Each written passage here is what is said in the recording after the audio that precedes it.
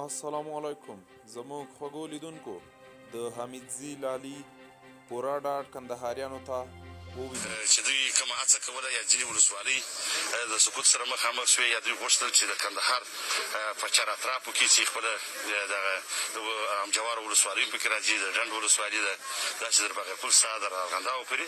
او دوی نیت درلودی چې د مابس ته ځان ورسوي د کندهار مابس ویسي زموږ عسکرو سربازانو په ډېر لوړ مورال سره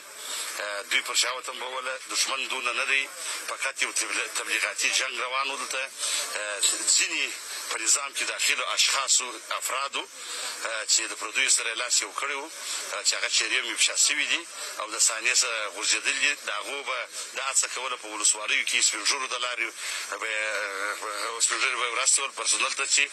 تسلیم شي پیسې درکړو دوی به نه وژل کېږي دا به کوي هغه کوي خو تر اوسه پورې چې دوی هر څه کړي دي نور که زموږ سیاسون دي که هغه مشران قومي مشران دي که څه په مرکز کې دي که په کندهار کې دي که دلته جناب والي صاحب دی قومندان صاحب د امنیه دی رئیس صاحب عمومي امنیتي ملي دی قومندان صاحب د پولي اردو د لیوا او د کنډکانو قومندانان ټول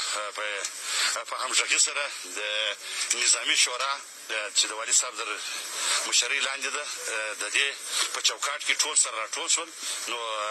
چې په هر استقامت کې دښمني پر هغه استقامت کې اوس موږ د دفاعي حالت راووتو تروزي حالت زموږ پرسنل موږ برابر کړي چې په هره نقطه کې دښمني د دښمن پر وړاندې په لوړ مرال سره زموږ سربازان جنګېږي او موږ د دې وطن یو دا زموږ نظام دی موږ د خپل نظام سره د سر په بدله دفاع کوو که هغه وکیل دی که هغه سناتور دی